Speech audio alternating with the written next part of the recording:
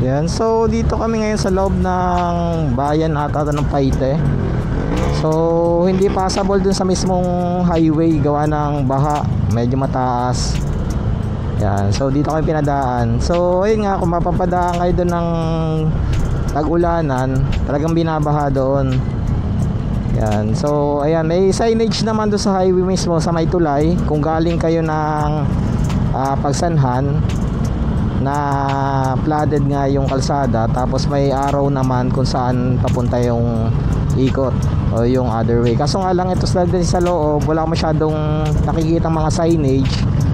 Kaya ang ginagawa ko lang, sumusunod lang ako doon sa karamihan ng mga sakyan. So malamang doon din lang naman yung labas ng mga to eh. Yan. Kaya sunod lang tayo. Yan. Yan, so loob nga tayo ng bayan ng Paite.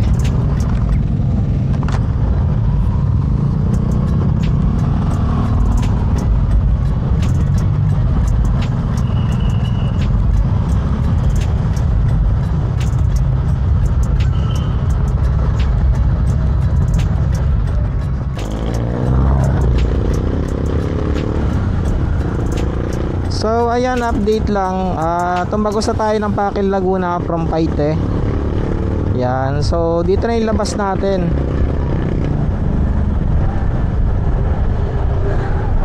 Yan. So malayo yung tinagosan natin, lampas na ng Pakil. So malamang tomorrow pag ano natin, dito na rin tayo dadaan.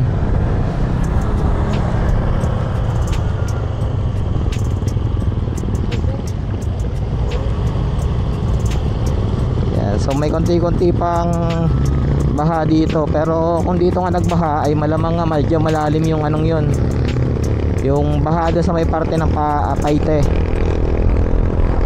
Yeah, so yan, biyahe na ulit tayo, mag-alas 2 na. Yan. So talagang late na tayo makakarating doon. Pakil pa lang tayo. So syempre dadaan pa tayo sa may PAMI para bumili ng ng ibang supplies na kulang natin.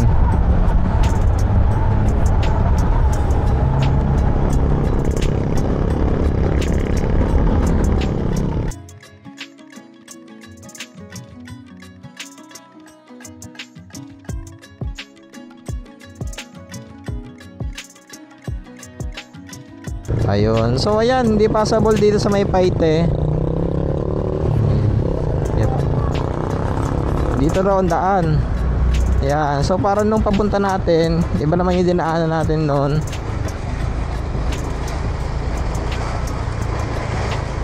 So sundan na lang natin to. So hindi pa rin pala passable yung sa may Paite. Ayan. So hindi pa passable yung sa may Paite. So dito ang daan natin. Sana kahit wala tayong maps makuha natin.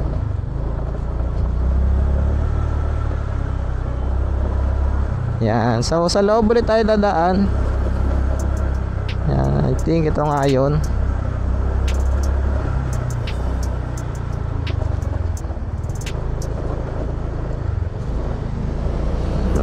Taas.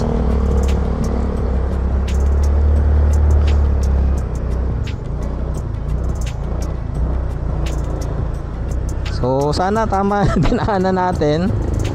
Pero okay naman, papunta rin naman dito yung dinaanan natin eh. Ayan. So ayan, Paite. Oo nga, loob ulit tayo ng Paite. So kahapon din tayo sa loob pa ng Paite dumaan. Ang labasan natin Pakil ata yun. Pakil ba yun? Pangil. Basta yun, Pakil. Doon tayo lumabas kanina, kahapon. Tapos ngayon naman, hindi tayo doon pumasok sa linabasan natin kahapon. Ibang way naman yung pinasukan natin. Pero mas para mas shortcut to, mas mas madali, gawa ng mas mahaba yung binahe natin sa highway bago tayo pumasok sa loob. Yan. So kaya kung mabiyahe kayo, tadaan kayo dito sa may Paite ngayong matag-ulanan, so malamang dito kayo sa detour na to padadaanin para makaiwas dun sa baha na yon. So medyo ano din kasi yun eh, medyo may kalaliman din, tapos medyo malapad yung baha. So sa mismo kalsada, mababa lang kasi yung area na yun eh, medyo dikit na sa Laguna de Bay.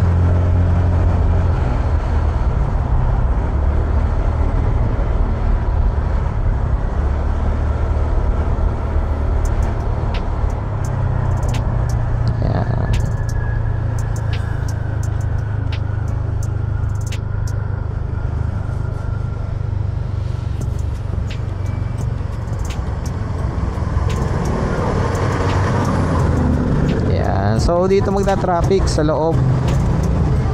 Maliit lang kasi mga kalsada dito.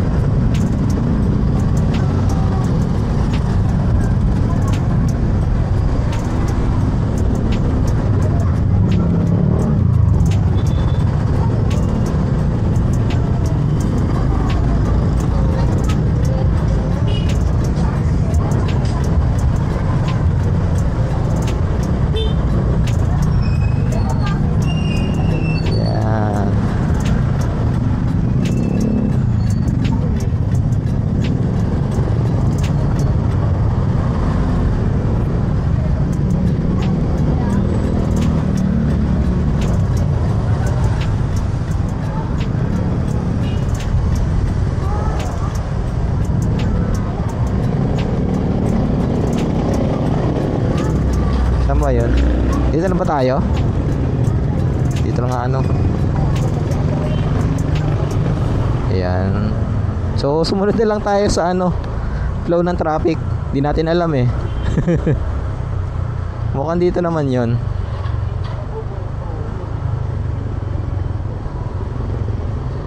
Ayaw, parang tanda ko ngayon dumaan tayo sa may ano, sa may simbahan.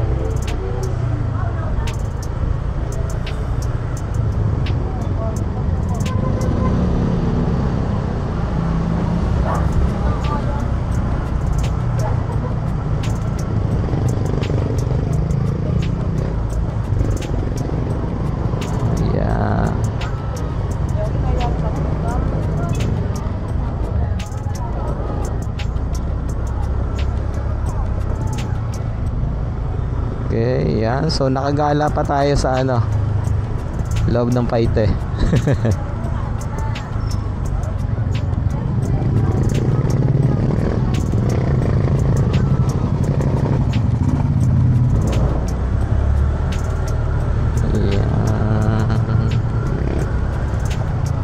I guess sa may tulay tayo, sa may tulay nga pala kami lumiko noon eh.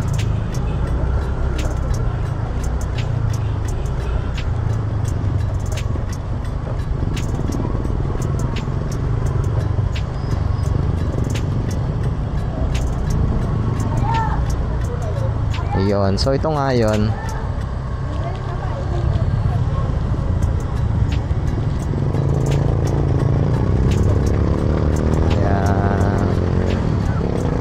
Ibaba del Sur, ayun yung ano, landmark. Tapos ayan, highway na ulit tayo.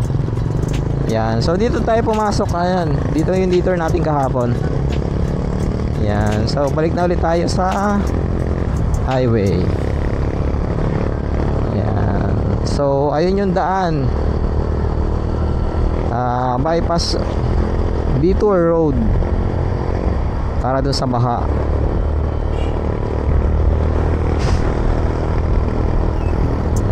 So yan, bayahin na ulit tayo.